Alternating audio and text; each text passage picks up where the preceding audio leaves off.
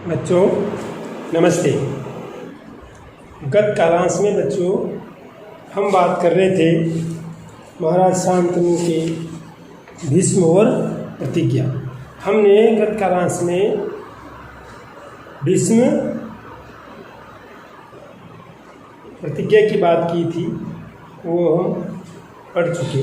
अब आज का जो कालांश है बच्चों, इसमें हम बात करने जा रहे हैं अम्बा और भीष्म। बच्चों कल तक का वृत्तांत जो आपको सुनाया, महाभारत जो कथा है उसके इस वृत्तांत में हमने जो गत कालांश में बातचीत की, आपको उससे संबंधित जो भी अगर कोई परेशानी है, शंका होती है तो आप गृह कार्य में मुझे ज़रूर भेजिए। अब बात करते हैं बच्चों अम्बा और भीष्म, क्या वृत्तांत है इन दोनों के बीच। बच्चों आपको जैसा पहले बात कर चुके हैं, अम्बा और भीष्म। भीष्म का तो आपको पता ही है, भीष्म जो है उसका बचपन का नाम देवव्रत, गंगा का पुत्र, महाराज शांतनु की पहली पत्नी गंगा का पुत्र था। और प्रतिज्ञा उन्होंने अपने पिता के लिए इतनी कठोर प्रतिज्ञा की कि उनका नाम उसी के आधार पर भीष्म रख दिया गया और भीष्म के नाम से वो जाने गए। अम्बा कौन थी बच्चों? उसी समय जो आपको कल मैंने बताया था, चित्रांगद और विचित्रवीर्य दो भाई थे। महाराज शांतनु की दूसरी पत्नी थी सत्यवती, उसके दो पुत्र थे। राजगद्दी पे महाराज शांतनु के बाद भीष्म ने तो शादी की नहीं। उन दोनों भाइयों को जो है, बड़ा भाई था चित्रांगद की विवाह पूर्व ही युद्ध के दौरान मृत्यु हो गई। उसके बाद उनके जो विचित्रवीर्य थे छोटे भाई, वो अवस्था में छोटे थे। इस कारण से कुछ समय के लिए महाराज जो भीष्म थे उनको वहाँ का राजकार्य संभालना पड़ा। समझ में आ रही बात? जब वो बड़े हुए, विवाह के योग्य हुए, तो उनको जो भीष्म थे उनको स्वाभाविक बात है कि उनके भाई की विवाह की चिंता हुई। बच्चों उसी समय काशीराज जो है, काशी की जो राजा है, काशीराज ने स्वयंवर रखा। स्वयंवर में बच्चों उस समय क्षत्रियों में ऐसी परंपरा थी कि जो उनकी राजकुमारियाँ होती थी वो अपने पति का चुनाव स्वयं करती थी। स्वयं पति का चुनाव करती थी। किस तरह से करती थी कि एक सभा रखी जाती थी, बड़ा सा कार्यक्रम रखा जाता था। उसमें जो उस टाइम के राजकुमार होते थे, राजाओं के जो अलग अलग राज्य थे, उनके राजकुमारों को खुला आमंत्रण दिया जाता था और किसी न किसी शर्त के आधार पर वो राजकुमारियाँ उनको चुनती थी, उनकी शर्तों के अनुरूप चुनती थी। इसी प्रकार से उस टाइम काशी के राजा जो थे, काशीराज जो थे, उन्होंने एक स्वयंवर का आयोजन किया। क्यों किया बच्चों? कि उनके 3 पुत्रियाँ थीं। एक का नाम था अम्बा, दूसरी का नाम अंबिका और तीसरी अम्बालिका। बच्चों महाराज जो ये थे उस समय के हस्तिनापुर के राजा थे, राजगद्दी पे जो राज कर रहे थे, उन्होंने शादी नहीं की थी। उन्होंने अपने छोटे भाई की अल्प अवस्था के कारण, अवयस्क था वो, इसलिए सब कुछ समय के लिए राजपाट संभाल लिया था। उनकी अवस्था ज़्यादा थी।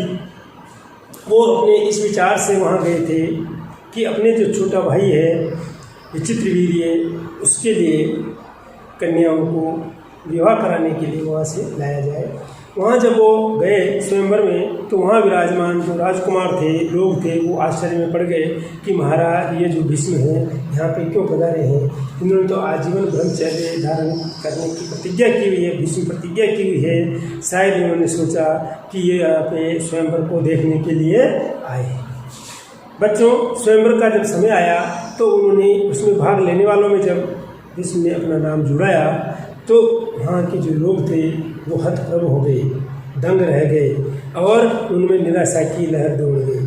क्योंकि जो परशुराम जो थे अपने भीष्म जो है बहुत ही बहादुर जो राजकुमार थे, उनके लोहा सब लोग मानते थे। उनसे अच्छे अच्छे लोग घबराते थे, अच्छे उनका पूरा वर्चस्व था, तो सब में निराशा की लहर दौड़ गई।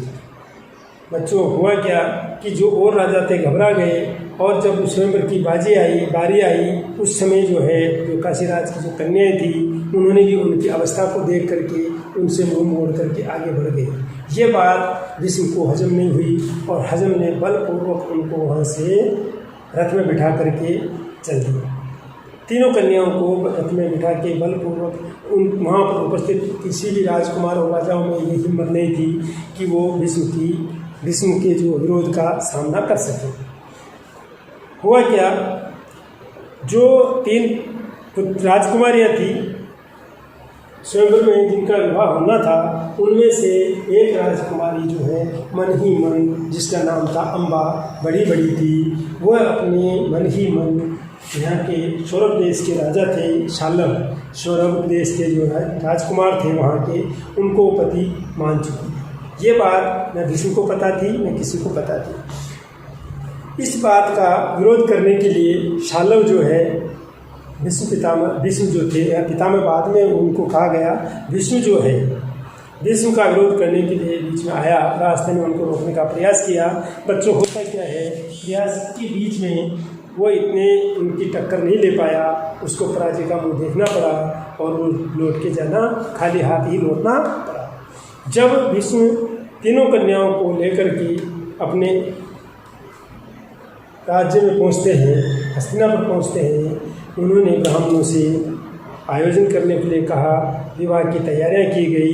विवाह मंडप में तीनों कन्याओं को लाने का जब बारी आई, तो बच्चों पहली जो सबसे बड़ी बहन थी, राजकुमारी थी, उसने पर जो भीष्म थे उनसे अकेले में बात करना चाहिए।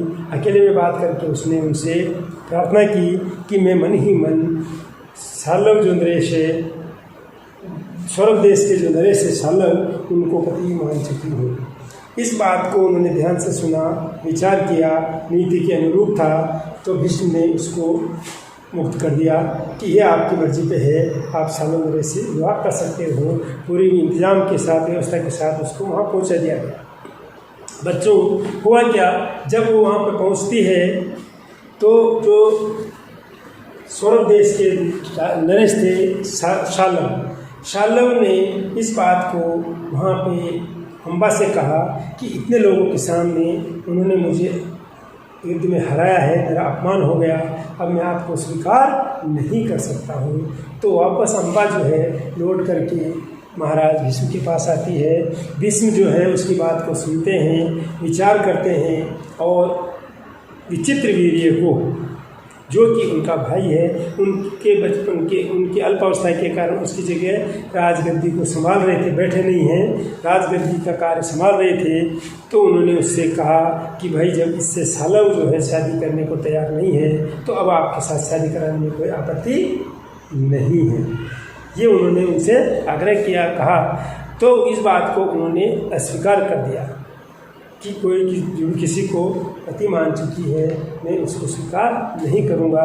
उनके साथ अम्बा, और अम्बा तो बड़ी थी, अंबिका और अम्बालिका का तो विवाह करवा लिया गया, लेकिन इससे उन्होंने शादी नहीं की, विवाह नहीं किया। बच्चों वापस ये फिर मुड़ के वापस लौट करके जाती है, कहाँ पे, शाल्व के पास। शाल्व के पास जाते, शाल्व भी स्वीकार नहीं करता, इधर भी स्वीकार नहीं करते। फिर वो कहती है क्या, अम्बा कहती है परशुराम से कि महाराज मैं तो कहीं की भी नहीं रही, अब आप ही बताइए मैं क्या करूँ। वो व्यतीत होकर के 6 साल का समय गुजर गया आने जाने में। वो व्यतीत होकर के ऋषियों का, उस समय बच्चों ऋषि मुनि जो होते थे महान, उनकी समझाने में अहम भूमिका होती थी। ज्ञान बुद्धिजीवी थे, महान पुरुष होते थे। उनके पास गई, उनकी सेवा की, तो उन्होंने उसको कहा कि भाई आप परशुराम जी जो है वो बहुत योद्धा है, युद्ध कौशल में माहिर हैं, और उनके पास आप जाइए।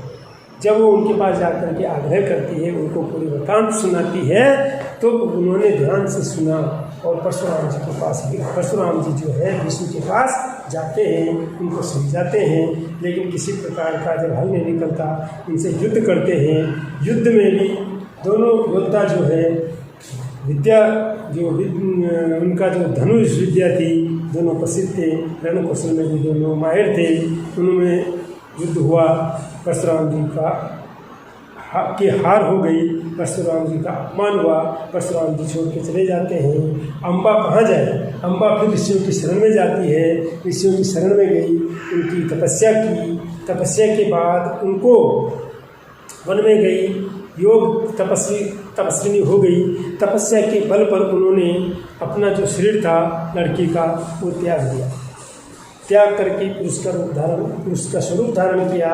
और वही अम्बा जो है आगे जा कर के शिखंडी का रूप धारण कर लिया। और शिखंडी का रूप धारण करने के बाद बच्चों जब आगे विष्णु के जो आगे आते हैं, वंशज आगे चलते, वंश इनका आगे चलता है, उनके आगे आपको कल बताया था मैंने कि इनके जो पुत्र हुए विचित्र वीर्य के, एक हुए धृतराष्ट्र, एक हुए पांडु। इन दोनों की जो संतानें हुई, एक की तो धृतराष्ट्र की संतान कौरव कहलाई और पांडु की संतान पांडव कहलाई। इनमें युद्ध हुआ। उस युद्ध में जो है शिखंडी ने जो है, जो अम्बा जो थी, उसने अपना शरीर त्याग करके शिखंडी का रूप धारण किया। और वही परशुराम से अग्नि क्या बदले की आग उसके मन में थी, उसने उसका विरोध वो बदला लेने के लिए शिखंडी का रूप धारण करके। और जब अर्जुन ने भीष्म का जब भीष्म के ऊपर आक्रमण किया महाभारत के युद्ध में, तब उस समय उसके रथ में आगे उसी को बिठाया हुआ था। तो ये बात भीष्म जानते थे। उन्होंने महिला के कारण उस पर तीर नहीं चलाया, शस्त्र नहीं उठाया, धनुष विद्या का उपयोग नहीं किया।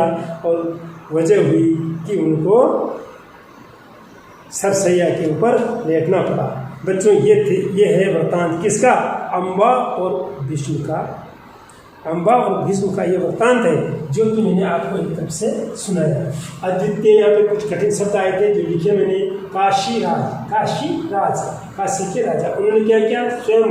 स्वयंवर एक ऐसी वो थी प्रणाली जिसमें राजकुमारियाँ अपने पति का चुनाव शर्तों के अनुरूप, उनकी खुद की रखी हुई शर्तों के अनुरूप करती थी। अद्वितीय, जिसके समान दूसरा कोई न हो। जो थे बच्चों भीष्म जो थे वो बहादुरी में, रण कौशल में अद्वितीय थे, उनके समान और कोई नहीं था। भरतवंशी, ये जो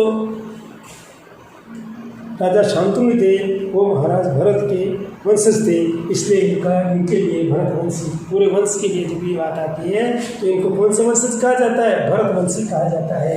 ब्रह्मचारी, बच्चों विष्णु का नाम देवव्रत से विष्णु इसलिए हुआ क्योंकि उन्होंने गृहस्थ जीवन अपनाने से मना कर दिया, तपस्या प्रतिज्ञा कर ली और विष्णु प्रतिज्ञा के कारण उनका नाम विष्णु रखा गया। सौरभ देश, बच्चों सौभ देश जो था एक राज्य था जिसका नाम था सौभ देश। उसके राजा थे जिनका नाम था बच्चों शालव। क्या नाम था उनका? शालव। शालव ने क्या किया था बच्चों? स्वयंवर रचाया था।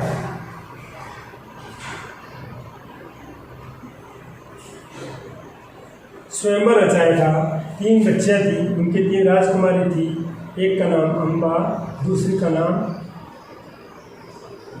अंबिका और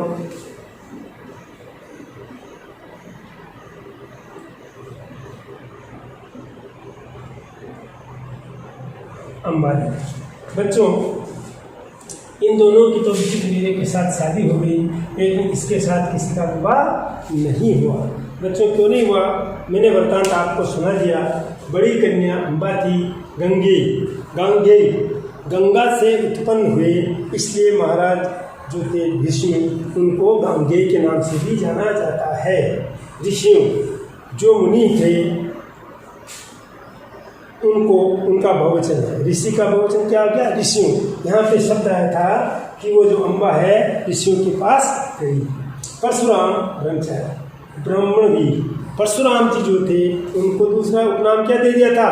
ब्राह्मणवीर। वो ब्राह्मण वंश के थे, है ना, इसलिए उनका नाम, उनको जो है ब्राह्मणवीर के नाम से भी जाना गया। ब्राह्मण, ब्राह्मण वीर, कुशल योद्धा। कौशल योद्धा किसके लिए आया था बच्चों? इसमें परशुराम जी और विष्णु के लिए आया था कि दोनों रण कौशल योद्धा थे। और दूसरा था धनुष विद्या, जिसको धनुष विद्या का ज्ञान हो उसके लिए उपयोग किया गया है। बच्चों यह बात है, आपको इस वृत्तांत को मनन करना है। अगर आप चाहें, आपको इसमें कन्फ्यूजन है, आपको एक बार मौन वाचन साइलेंट रीडिंग कर लेना है और उसके बाद इससे संबंधित जो भी प्रश्न आपके दिमाग में 1, 2, 4 और ये जो कठिन शब्द है इनको आप गृह कार्य के रूप में लिखें और इनको समझ करके इनके ऊपर इनका प्रयोग करते हुए एक वाक्य अवश्य बना लें, ठीक है, और उसको भेजें। ठीक है बच्चों, यहाँ तक हो गया। इसके बाद धन्यवाद, कल मिलेंगे।